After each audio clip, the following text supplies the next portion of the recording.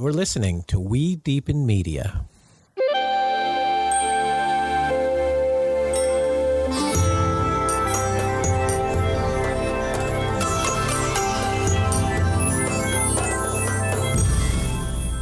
Hello, and welcome to another episode of Deepen with Christina.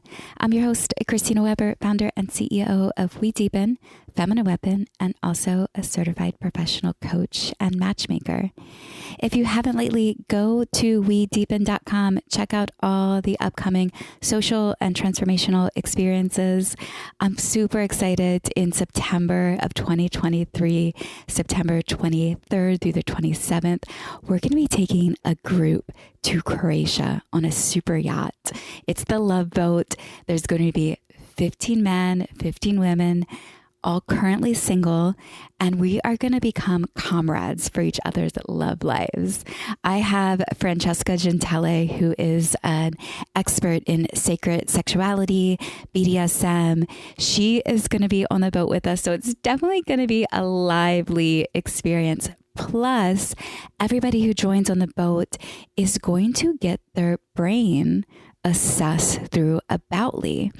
You'll have an interview with a skilled practitioner who will ask a bunch of introspective work-related questions, and they will submit this video to 3 psychotherapists who will then rate your brain, or I'll say assess your brain, in 20 distinct categories.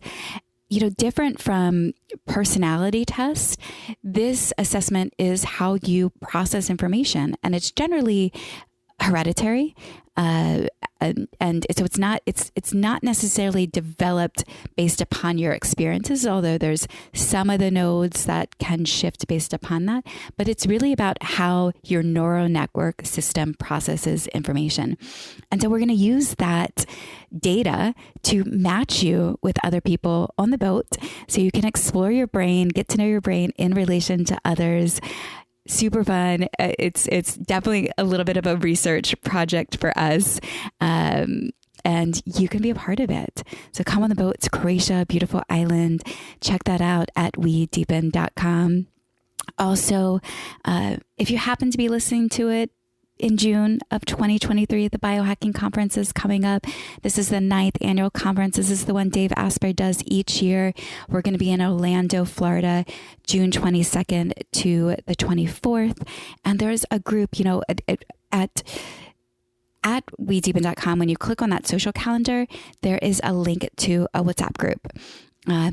That WhatsApp group is then divided into some subcategories, and people who are attending the Biohacking Conference are gathering in there. People who are attending the Croatia retreat are gathering in there. And then people in different geographical areas, New York City, Los Angeles, Austin, Texas, and we'll keep growing that group. Are gathering in that WhatsApp. Because why I do love recording this podcast, what I love even more is being with you in person and sharing experiences and expanding perspectives. And I've been doing this relational work for about a decade and collecting people and experiences and curating them for you. And that's what I love most is sharing those experiences with you.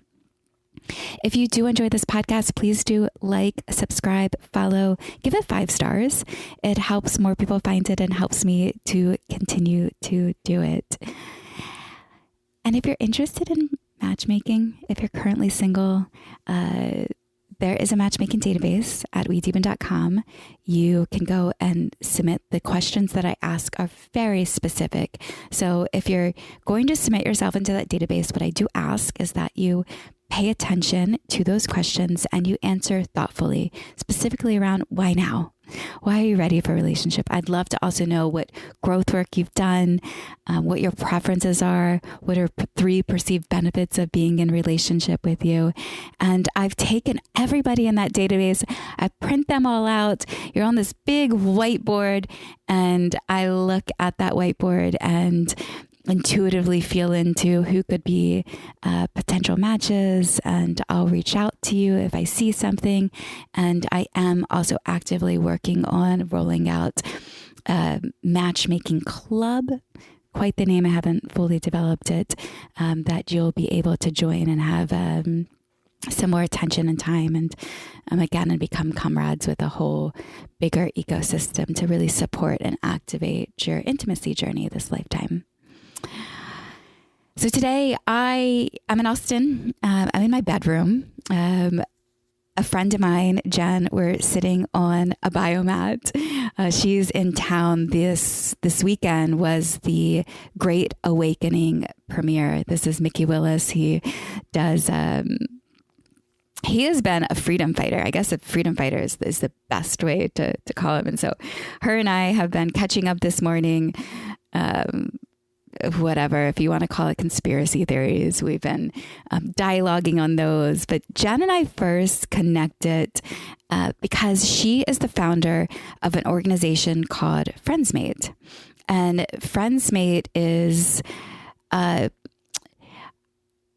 future of communal living, really looking at how, I look at the lens from our relational being. Like, I'm obsessed with love, if you know this, like obsessed. And it started with, man and woman. For me, my obsession, it was like, who's my guy? Where am I going to find him this lifetime? Let me share this journey with you. And why didn't I grow up observing healthy relationships? And throughout my adulthood, I'm in my early 40s, I consider myself in this moment why I am dating and having relationships. I am, I'm not in a partnership where I'm actively living with my significant other. So, but I never wanted to be alone. Like, I like having energy and people around me. When I have lived by myself, I don't know, sometimes I can get a little scared, of,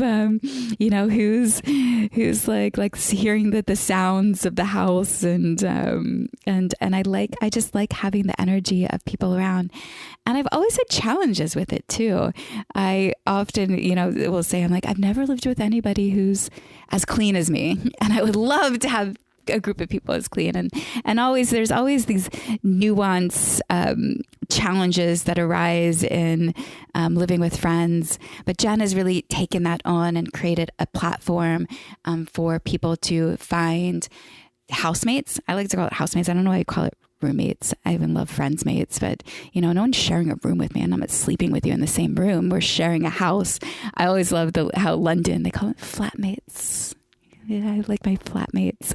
Jen, I'm so grateful to have you on this podcast and to now have, accumulated a few years of even a friendship with you as well. Welcome. Thanks so much for having me, and thanks for the great introduction on that. Yeah, definitely so excited to share with you more and share with others more about my vision and friendsmates and like why friendsmates, why live with others. So yeah, very excited to be here. Let's start there. Why Friendsmate? So Friendsmates is why Friendsmates. So Friendsmates is, first of all, it's a take on the word roommates. So, when I thought of roommates, I thought of people who live with strangers. And I actually did some market research. I called a bunch of people who did and did not live with roommates. And for those who didn't, I was like, how come you don't live with roommates? Like, why is this the choice? Would you consider living with roommates? And the biggest answer was, I don't want to live with a stranger. And I was like, that's what you think of when you think of roommates. Okay, here's an issue. And so I thought, I don't live with strangers. I live in a community house and nobody feels like a stranger to me. So there's definitely a possibility of not living with strangers and still having, quote unquote roommates. And so I was like, well, I live with friends. So I was like, okay, let's help bring more friends mates instead of like just random roommates, like not living with strangers, but really like choosing and seeing the possibility of living with our friends, people that we know, people that we feel comfortable, people that we choose, and people that are going to be in our house that don't make us feel like we need to go into our own room and avoid each other in the kitchen, or like bring our friends and then take them into our own space so that we're not encroaching on each other and instead living like super, in sharing all the same spaces and not feeling like, I only use the kitchen a little bit and like nobody uses the living room and, that kind of thing. So yeah, definitely, I see a world of possibility for people to have connection with the people that they live with. Stranger danger. So what's your personal story behind this? Like, why did you take this on? So I've lived with roommates, I want to say, since I moved out of the house around age 18. And for at first, it was really like I didn't know anything about the world. I was so young when I moved out. And I eventually got my own place at 20. And I've lived alone maybe two times, maybe three. And so I had a lot of experience with roommates. And I always thought that roommates was going to be this thing where eventually I like work my way out of it, where I can afford to live on my own and things like that. And as I continued down my career path, I realized that window of like when that's going to happen kept getting pushed farther and farther into the future. And I was like, all right, this roommate situation, we got to improve this. If it's going to work, like this is a long time I've already been in this way of life. And so I've had, I've amassed a lot of experiences working, or not working, but like living with, definitely very dysfunctional roommates, and then being like, let's improve this. Like, what can we do different or better than last time to make this like an experience, a part of my life that I'm actually enjoying. And I noticed that living by myself, I was not my best. For me to live by myself, I've always been a career focused, like work focused, kind of, workaholic, even entrepreneur. And me living by myself was so lonely that I would basically go, do my work, go to school, whatever, come home, and I'd be so alone. And then I would get used to being really alone. And then I had no times to make any plans on the weekends.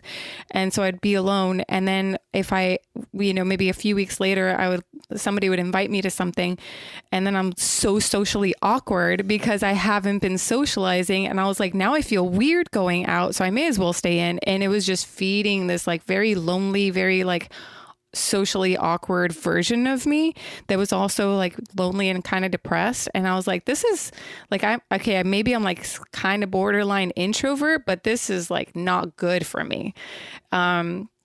And then when I had roommates, I was like, all right, let's like figure out how to make this better so that it's compatible to me. And a few years, like definitely many years into it, about 6-7 years ago, I realized that I just wasn't really enjoying my life at home. I was not with the right people, even though they're my friends. It just still wasn't the right environment for me. And I realized after I had a huge car accident, it was like a 4-car crash. I almost lost my life, breaking my neck on that one. And I realized when I was in the hospital that like, oh my God, I almost died and I have not enjoyed my life. I've been working my whole life. This is not going to end, and I'm not enjoying any of it. And I was like, I don't enjoy my home. I don't enjoy the people I come home to, even though they're my friends. It's just our ways of life are so different. And I was like, what do I really want? Like, let's make every day a day to enjoy so that I'm not putting off my happiness for some later future date. And I was like, fuck it. Like, let's use the china that we've been saving, and like, let's drink the wine that we've been saving. And like, let's use this stuff and like make the most out of what we have right now. And so I, in my mind, put together, like, what do I want? I was like, I need a large space with like openness so I can work and peace and not feel cramped. So I don't want to go to a coffee shop all the time. And so I pictured this house and I was like, I want to be with other people who are also doing the same thing as me, who are, maybe they need to be entrepreneurs and maybe they got to like do the hustle. And then maybe we're all so busy, but at the end of the day, we can like come together and like hang out, and we don't need to make plans because we have a built-in social system inside the house where we could just go out and have company. And then if we're got to go back to work, no problem. You just go back and finish whatever you were working on. And so I thought it was maybe kind of crazy, and I tried to invite some friends into it, and it took me a little while to find the right people. But then I found this house and I was like, this is my goal. This is my dream. Like, let's do it. Who's on board? And then I created this house, and then people were like, yeah, that sounds awesome. And I was like, great, come on in. And And I learned how to choose the right people, how to make the correct environment, so that it's sustainable, so that people feel welcome, so that people feel like they want to contribute to it. And this house has now been going for 6 years, and it's amazing. And it's a house of entrepreneurs, and it's beautiful, and everyone's loving, supportive. Like it's like family. Like we all hang out. We choose to hang out with each other. When we're like, hey, what are you doing? We invite each other to go out. Hey, you want to go to my friend's thing over there? Or, hey, our friends are coming for this and that. And like, sometimes when people even move out, we still keep hanging out. And I was like, I think I cracked the code on something here. And I was like, I think everyone can actually have something like this. And then I started comparing where I was now to where I used to be. And I was like, wow, if I could make that better for other people, I can only imagine how much more productive they would be, how much more safe they would feel at home, how much I realized how much energy I was wasting and using, kind of stuck in these toxic environments with not the right people, being ignored, feeling like I need to ignore people at home or like whatever. And I was like, this is so much better, and it really comes down to being the right person, finding the right people for you, a lot of self-awareness to find like what's the right thing so you can make choices really for yourself, and then how to get along with people so that when something comes up and you need to like change a direction on something or like make a new agreement, that you have these tools to do that, to sustain this on a long-term kind of level. So that kind of led me into I was like, what do I have to offer? And I was like, I'm really passionate actually about what I've done with this home. And I was like, I want to help other people have something as awesome as what I have. Your home is in Los Angeles. We Deepen, when, pre-pandemic, we were growing in the Los Angeles area and curating a bunch of social transformational experiences. And every time someone new would walk in, I'd be like, how'd you find out about us? What inspired you? And I heard many stories of people who are working at home. Like, I need to get out. I need to be around people and socialize. And I, for one, I think we have some interesting parallels, being a workaholic, but also making our work social as well. So it's, you can dance with inside of that. You can keep your workaholic, but be social at the same time. And so in our deck, like our investor deck, when we were raising funding, we had a slide about, all the problems, and we'd, highlight, the issues with dating and the issues with, the loneliness epidemic. And in the slide, again, this is pre-pandemic, there was a part that said, in 5.4% of people are working from home, are remote workers. And now after the pandemic, I believe that stat is now, it's like 54% of people work from home. And when I ask the question of where they hear about us, I'd oftentimes get therapists for telling them to go to We Deepen experience, because we rarely have events out of alcohol. They are socially connected, and there's some guidance around social connection. So to see that now, being by yourself and all day, every day, and working from home, like, where do you go to nourish yourself in social connections? And it's true, when you're unpracticed in socializing, there's an awkwardness about it. And also say in dating, when you're currently single and you feel, when I'm not in community. So during the pandemic, I went home to Maryland and I regrouped with my family, and I was there, I traveled from there, but for 2 years. And when I was really home with my family, I would crave, I was like, where's my guy? I need to date. I need to find who this one is. But anytime I would come back out and be around my friends and in communal environments, that would I wouldn't feel the pain around the loneliness and wanting to direct it to it must be, I need to find the one to solve this. And I felt that ever since of now leaving and being here in Austin, my dating life is very active because I'm in social environments and I'm meeting people and I'm commuting out and about, but I also don't feel the attachment to another person. I don't jump into really quickly. And I can see when I'm on coaching calls, I could always tell the difference when somebody lives by themselves versus when they live with others, and how it makes their experience of dating much more lighter because they have people to come home and process their experiences with. It's actually kind of even, I haven't thought about this before, but if we wind back in the day, like typically people wouldn't move out of their home until they found their significant other. So their parents would be a part of that process that, they were dating and they would come home and they'd ground in with their family. But when you're out by yourself and you're, living out in the world and now you're looking for that one person or interest in that one person, it makes it, yeah, that's even two of this Croatia retreat. I'm like, yeah, come be each other's comrades and support each other in your love life. Yeah, there's just so much more fun when you have other people to process your existence with. And I think a lot of people, the reason that we don't do it is because the fear comes up.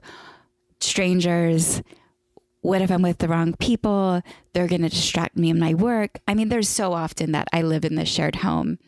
And oftentimes I'll sit down, in the living space with my list of things to do. And then someone will walk in the door that's really interesting. And I'll want to be in a moment with them. And there is a surrender experience to it, because in a conversation, new epiphanies can happen. It's almost like meditating to sometimes. It's like you don't want to stop to meditate because you're so busy to do it. So sometimes you don't want to stop to have that conversation because you're so busy.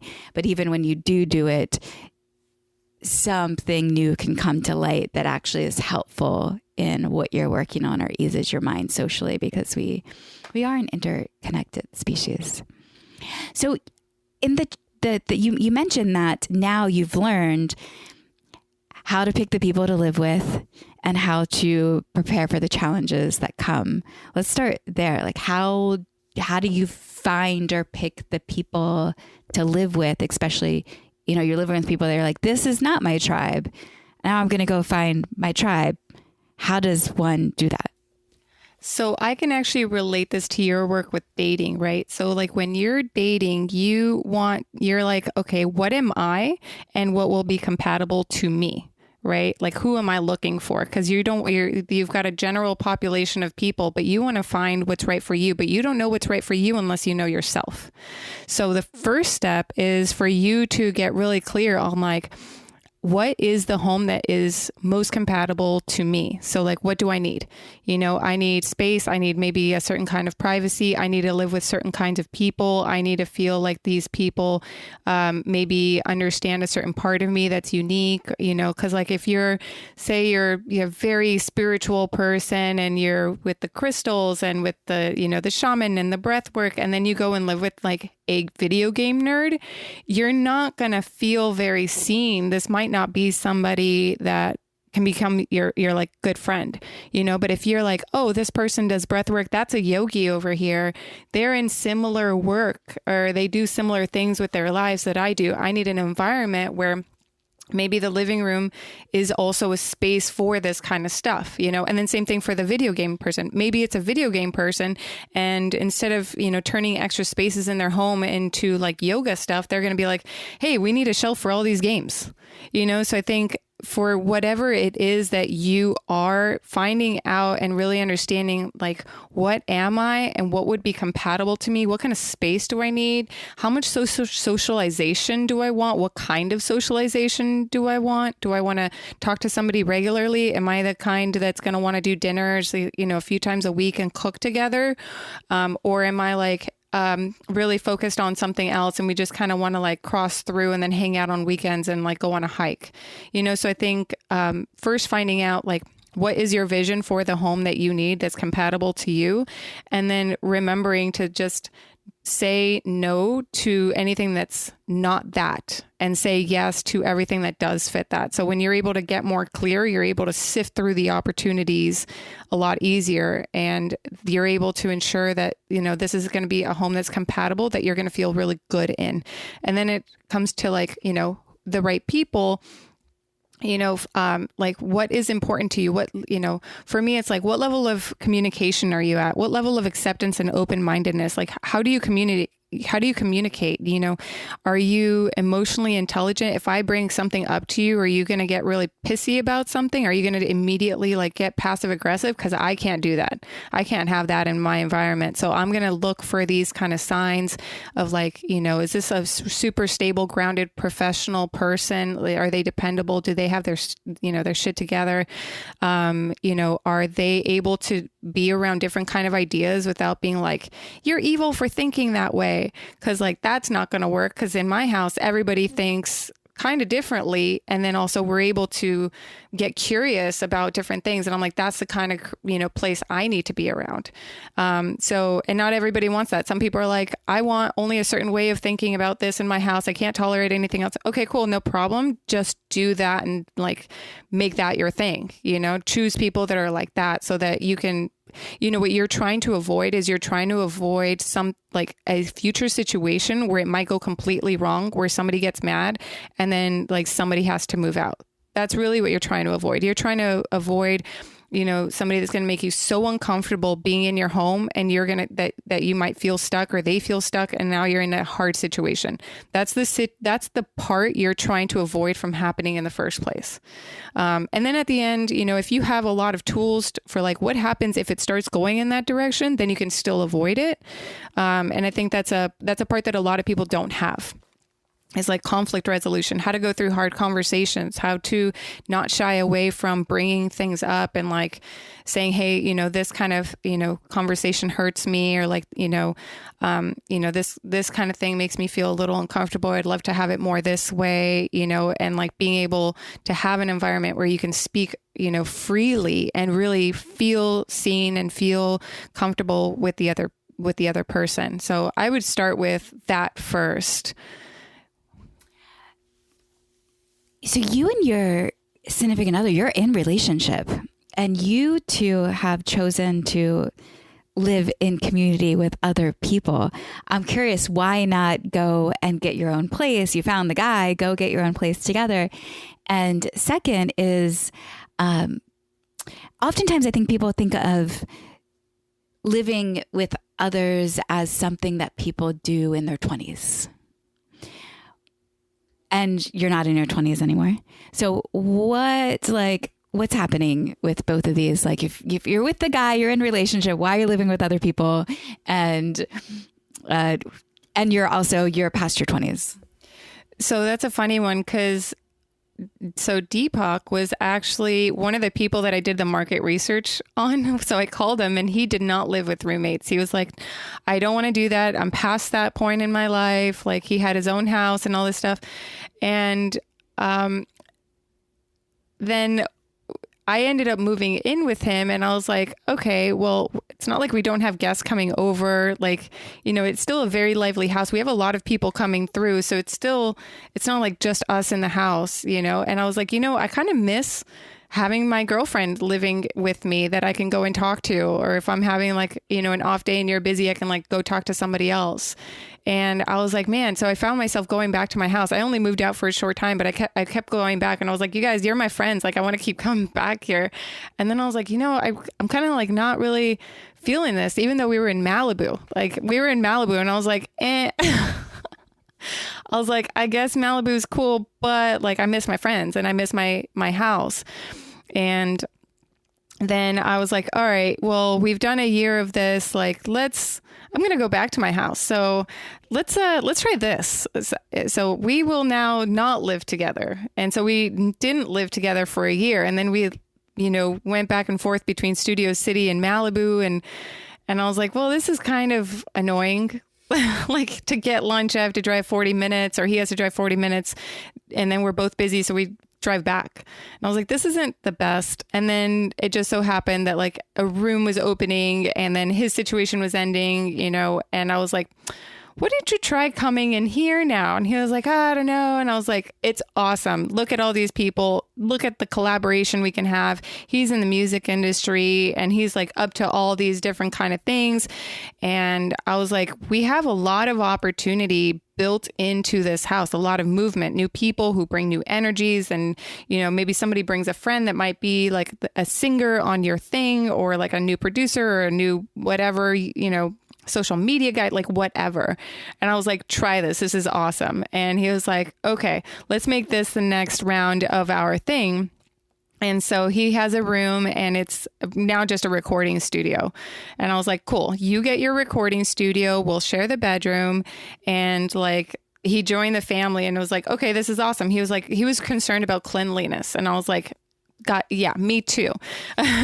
And so we just make cleanliness a thing where like anybody who moves in, I basically tell them right away, I'm like, you're moving into a house and we want it to look like a hotel at all times. So we got to keep it clean because if guests come over, I want it to look great. If somebody's bringing over an investor, I want it to be presentable at all times. How do you feel about that? And then I test people out. And if they're like, yeah, cool. I'm like, all right, maybe you'll fit in here. So with so many people, there's 7 of us. It is kind of like maybe there's one day here and there where like dishes, like 4 dishes got left in the sink or something, but it's not terrible. I've been in terrible. So we just kind of like, you know, you make a few little sacrifices. Like Deepak's really big about like not a drop of water anywhere. And I'm like, okay, let's dry the water. Let's make it, you know, as good as it can be for everyone. But then at the end, it's like really fun and it's so it's dynamic. That's, I think, the best word for it. Like there's so much life in that house all the time, like new things going on always, new changes. Somebody even said, one of our roommates was like, this house is alive, you know? And I'm like in there like decorating, you know, prepping for holidays. Like there's just so much stuff all the time. You know, I'm like bringing home random animals and like, I'm like, we have another pet and like, there's just so much life in there. How do you price out situations like that? So I'm in a year sublease. When we first got it, it was 6 months and was living in Los Angeles pre-pandemic, moved in with family in Maryland for a couple years and then ventured to Austin. And when I left Los Angeles, it was pandemic. I was like, get rid of everything. And I just, you know, pretty much gave away all my furniture and packed everything that could fit in. It was like I fled Los Angeles, everything that could fit in one car. I drove it across the country and that's all I had. And so when I arrived in Austin, I didn't want to go and get a bunch of furniture. I'm not ready to start my own home at this moment in time. And so I got a sublease, 3 bedrooms. And I love, by the way, I'm going to totally take, like, I want my house to be like a hotel because I am, you know, I wouldn't say I'm a neat freak, but in comparison to how other people live, I feel like I'm anal sometimes. And it's such a delicate dance inside. So I found the place. I cleaned it before everyone arrived. And then I split it evenly, all the rooms evenly. And then as it got going, it needed supplies. And so I would just go and get them to start. But I think other people came into the house and they're in transition because it's like a transitional place. Like we have it for this period of time. All the furniture's here. And I feel sometimes that like a lot of the responsibility falls on me. I mean, at the end of the day, once we do move out of here, I probably will have spent more money and done more work than anybody else. And I move through I work with God and like, it's fine. We got it. But there is something of me of like, how do I avoid doing that in the future? And, you know, there is movement happening. There's people moving out. And so this new, I am restructuring. And I went to one of the people in the house. I'm like, how about I pay this, you pay that a little bit more. I'll pay $100 less because I'm dealing with all like I spend a lot of time each month with the whole organizational efforts of things. But even too, when I did propose way back when a different share split, because, I found the house, it's 3 bedrooms, 1 bathroom. Right as we're all about to move in, one of my girlfriends is like, hey, can my girlfriend come too? We're in a relationship now. We're in love. Can we live together? I'm like, I'm always one who wants to expand to include. And, but there was then a cost difference. Like now there's 4 people in the house instead of 3 people in the house. And there's more, people in the living space, and it gets dirtier more quickly. And there was it was like that the cost of it can be challenging and a little bit nuanced. And it's awkward sometimes to have those conversations. Is there a standard formula that we can follow? Have you created this? So I am actually working on this kind of formula because in my house, I spent the first few years kind of being a little, what is it called? Like when you self-sacrifice a lot, kind of like, you put in a lot of work, you don't get any discount, you're putting in a lot of stuff. And I put like $10,000 worth of furniture in my house and, over, a period of time. And I took on a lot of responsibilities with all the bills and, mine's a bigger house with like, more like a higher rent with like our utilities being in my name is like a huge expense, and I realized that as people were moving out, maybe there'd be like 2 weeks that I didn't find somebody to move in, and I was covering that. And then a room would be empty for like a month and I was covering that too. And I was like, I am bleeding money here. And, it took me a minute to be like, all right, I can't be asking for permission. I need to be setting the rules and letting people know what they walk into. And so I was like, okay, how much money is this really costing me? Like over, say, a year, like what should I kind of budget out for?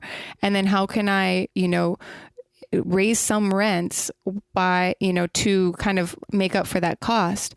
And the way that I saw, raising rents, I was like, to do it ethically in a way that I felt good about was to add more value.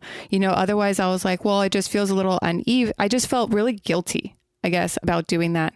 And so I just started adding more value where I'd be like, cool, I just furnished your room and I just did more stuff in the living room. And now we have beautiful plants and, a lot more things get taken care of. And, we have a big TV and like Netflix, Apple TV, everything's included, big speakers, like everything.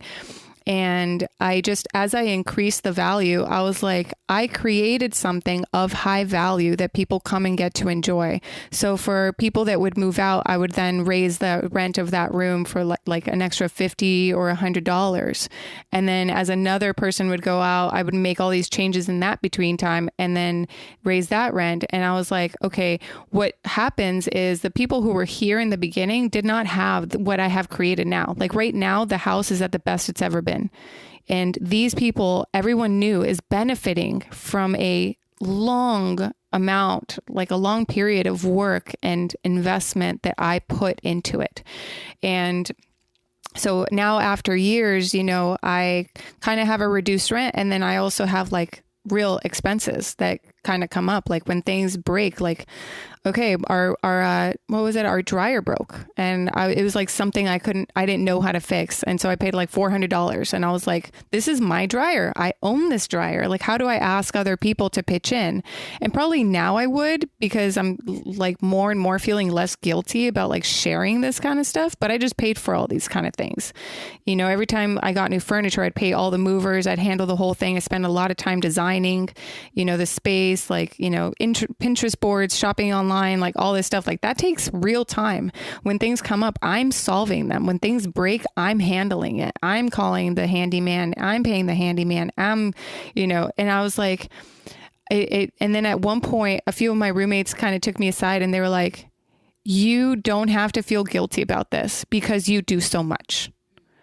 And I was like, okay. And then I felt more permission to just be like, this is how I run the house. And when people come in, I'm just like, this is your rent. And it's not like a lot. Like we get to share so much that it's for what we have. It's like ridiculously low still. And I just don't feel, yeah, that's how I was able to like basically make up for it. So, but I think it's really important that if somebody is leading a house, that they give themselves like the permission that they don't need to feel guilty about like offsetting their rent and charging more for the service that you provide of finding the space, furnishing the space, handling all the details, handling the responsibility. Because if somebody is not in integrity and they leave and they don't pay the bills, or they pay you like 3 months later, you're covering all those costs. You're covering the headache. You're having to hunt people down for money. Like that is time out of your day that you put into it, And so I would say, I don't have the standard formula yet, but I'm working on one. So like, I want to know, like, what is a standard formula where we can feel, still, like conscious and ethical about charging if a room is pre-furnished and if it looks like a certain way, like not like one lamp on a box and like a bed on the floor, but if we're actually properly furnishing it, what would make everything feel good, that we don't have to feel guilty or feel like we need to hide numbers or feel like, bad about it. So I am working on those numbers. Well, I think a little bit of someone could just take that clip of you just speaking in that and share that with their housemates and see, this is what I'm experiencing. This is what I go through. Because I in this house, I remember we have a driveway, and I was doing all this work. So I'm like, I went in one day and I was like, can I have that spot? Can that spot be mine? Because I do all the work. And they agreed. But then days went by, and then all of a sudden this resentment came up. And I realized the resentment was parties because they're in their own bubble, in their own world. And so they have no clue what I'm doing on the back end. So, and when the resentment came, so I sat and I just wrote it all down.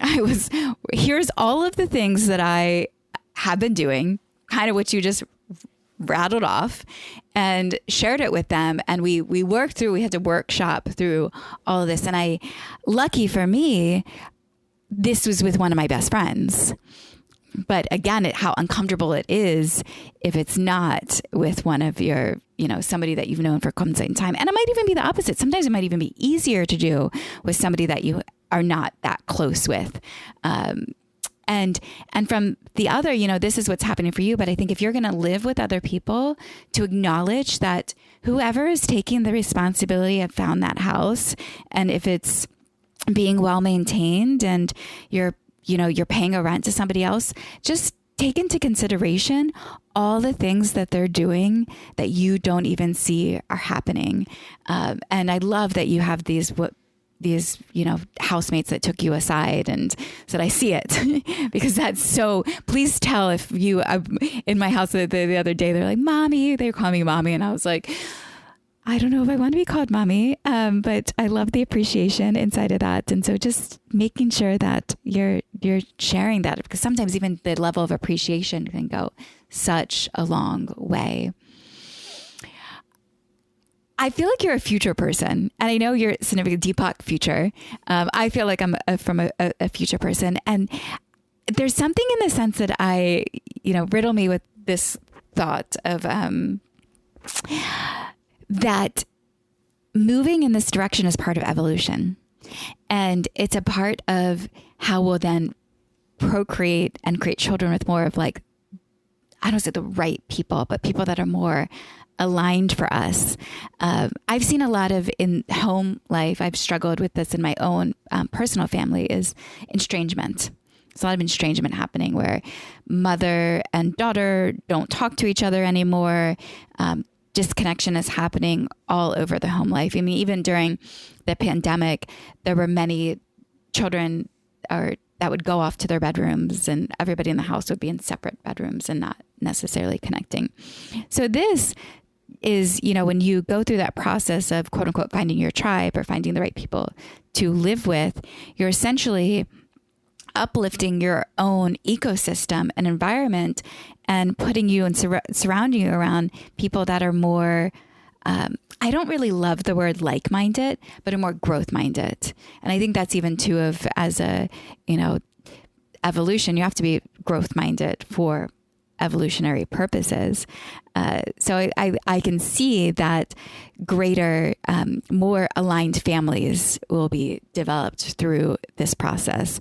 Children will be more of, birthed with, the partners that they're actually innately like calling in to one another based around these shared interests.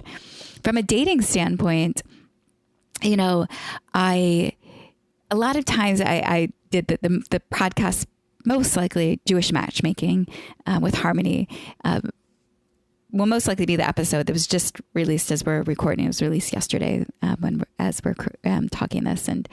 And she was really specific about when she's dating, she wants to be in partnership. She wants to get married and have children.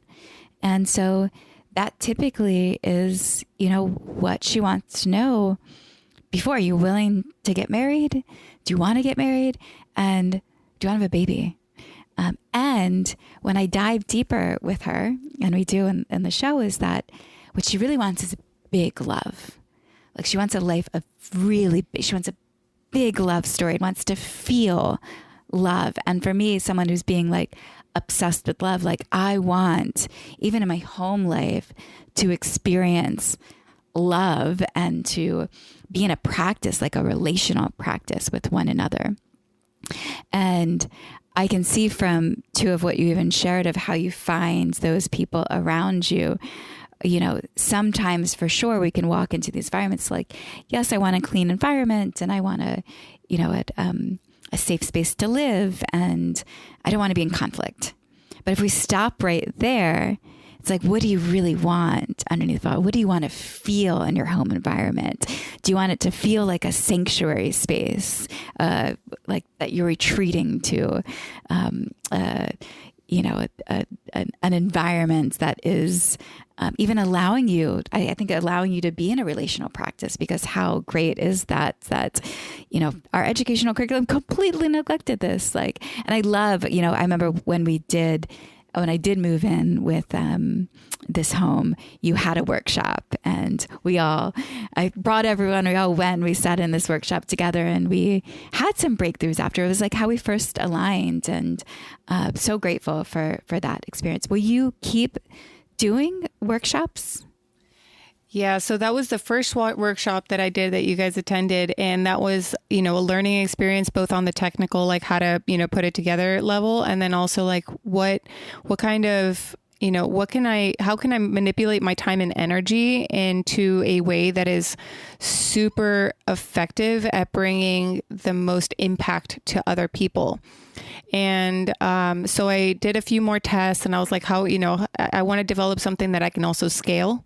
And so that's also what I was kind of working on. I'm going to be doing another workshop. Likely we're in June, right? I think at the end of this month, because I see a lot more people have been needing it. And I think after that workshop, what ended up kind of happening was people were just reaching out to me directly for help, like one-on-one. And I was like, all right, I'm here for it. Like, let me use this as an opportunity to learn. Let me hear like how you guys are, how you guys are handling stuff now, so that I can understand like where other people are now, and then like how to guide them into something like later.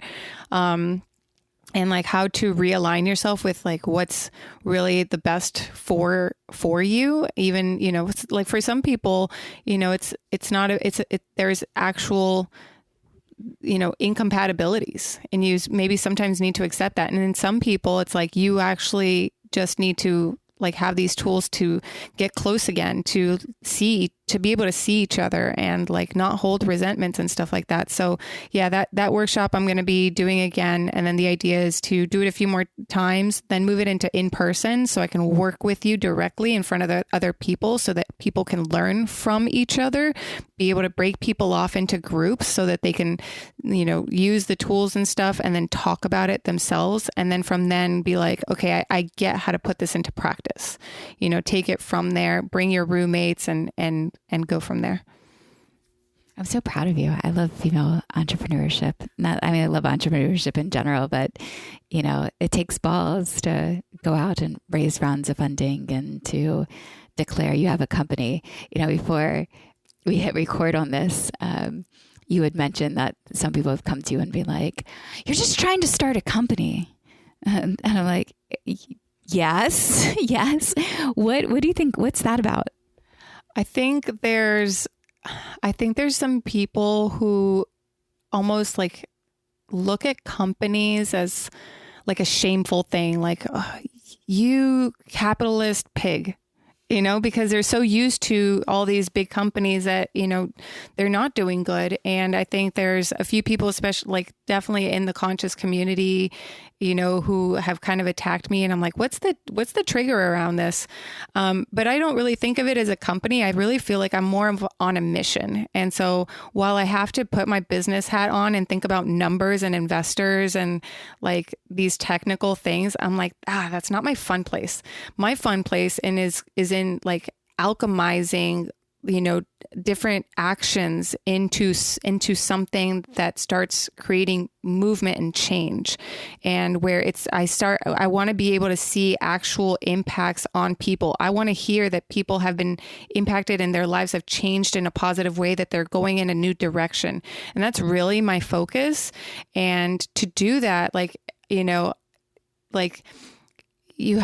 I need, you got to get capital behind you. Like capital is a tool that can help you like expand things, and I think instead of, there was just like some pushback at the beginning, and I was like, I'm not going to let that stop me from being able to be the most help I can be to people, because this is something that is really necessary. And the level of, this project is at such a high level of impact. Like I haven't even rolled out all the features and benefits of this yet. I'm still at the very beginning. Like what people are seeing now is the entry, like they're at the front door, but this rolls out into like a 10-year constantly like dropping new things kind of project, where we aim to help people get into their own home ownership, and help people get into creating more financial stability for themselves,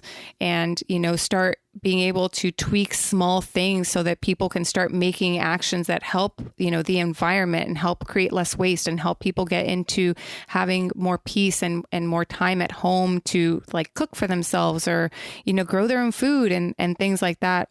And I think there's just a much bigger vision. And so I can't let little things like that get in my way, even though it really shows me, I think sometimes like where people are at with it. And then when I really like looked the other way, I was like, look at all these change makers around me. Like they're not getting held back by this kind of stuff. They're continuing forward on their mission. And I'm like, that's what I need to be doing too. Yeah. Friendsmate is a company. I love the company of Friendsmate. I remember it reminds me of years ago, a girlfriend from childhood. We were in the car and she said to me, Christina, it's like you're always seeking something. And she said it in this, like tone that was shameful, that she was like criticizing me. And I was like, and at that point, I was like, you're right. I am a seeker. I am seeking something. And she like lightened up and her whole body relaxed. And she's like, yeah, you are. And like laughed. And then we both like had a giggle. But it was because, it was like their own projection of what it is supposed to be. And I felt that around another example, that early Feminine Weapon days, their second. In the beginning, Feminine Weapon was, I had visions of it being like spiritual gangster. That was going to be takes and teas, and they would say feminine weapon, and people would respond to that. And we do all these, philanthropic work behind the scenes and gather women to be the best versions of themselves. That's what a feminine weapon is. It's your inner goddess, your rock star, your avatar. It's the peak expression of you. And we're battling the ills of the world through love. And so second Feminine Weapon Day, one of the women who was a part of the host committee. And I had, it was like 2 months of work that I like dedicated full time to build this like beautiful experience and bring all these people together and this concert and the musicians and rent the theater and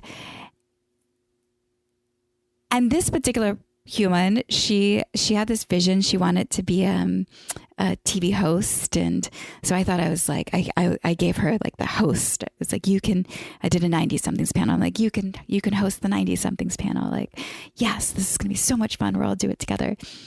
At the end of it, I probably brought in maybe $1,000, possibly 2,000.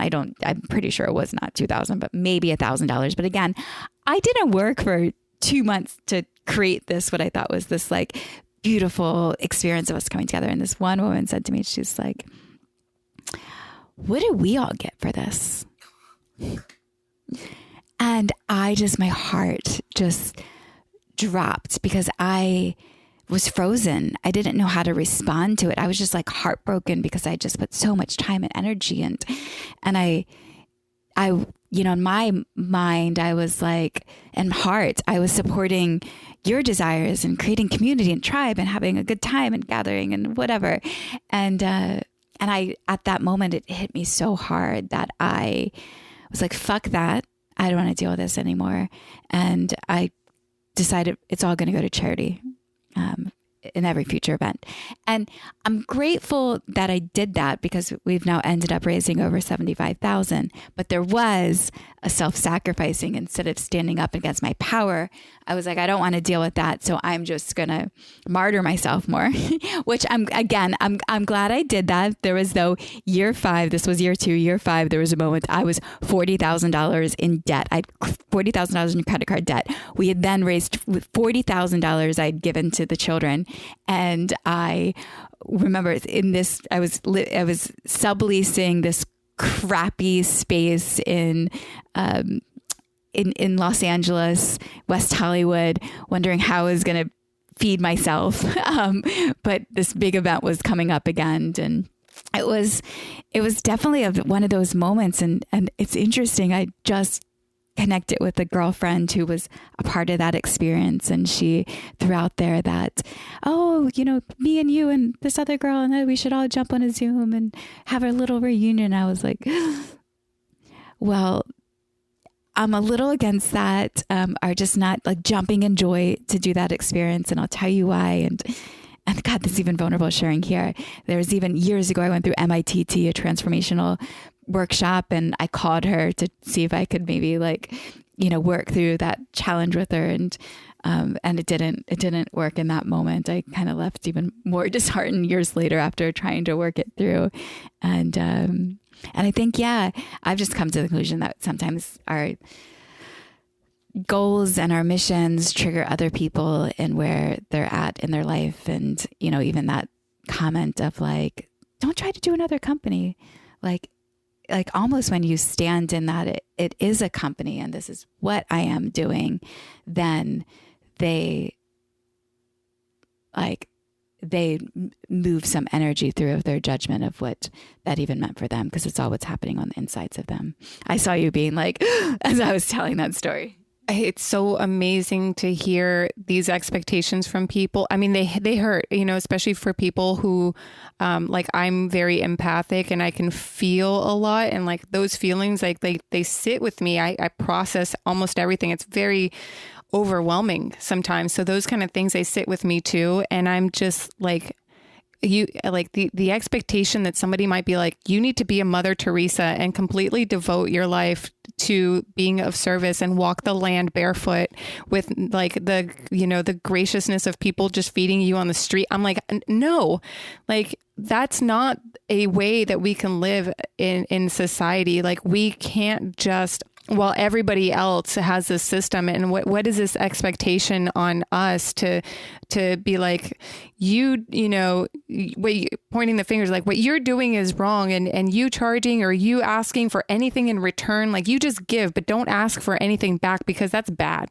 Like that is so crazy to me. And then it makes me so sad when the guilt comes in from the outside and we feel so bad about it. Like there's an inner part that feels like we were like doing something bad, and therefore we must now give it all away, and we must sacrifice and put ourselves into debt and live, like barely scraping by, or like, getting into debt, like just to continue being of service for the thing that fuels us, that drives us, that makes us feel passionate about like what we bring into the world. I think that is such a toxic thing that's still out there. And I think I would say to anybody that's super empathic like that, that's listening to this, that's, listening to this kind of feedback and feeling like they need to, give it all up. Like that is the kind of thing that holds one back from being able to move forward and make something, those kind of comments can stop you on your tracks and being like, I got to put this mission down because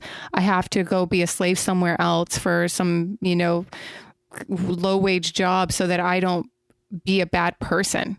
Yeah, that's so weird. And it really limits, I think, what people are able to do in society. And not only that, but, I want to always be careful about the men versus women thing, but like, would they say this to a male, or is this something that like females say to each other because of some, projection of inner guilt, or some projection of like what we, stay in your lane, be more like me. Like we're not meant for this. Like I'm going to project this onto you. That's their world. Like what is that? Cause I don't see any guys being like, hey, DJ, you shouldn't charge for this. You should just be showing up with it, with all your equipment that you bought, for, like what they would just, you can't say something like that. I have watched a TED talk on hormones and how women compete with each other for men.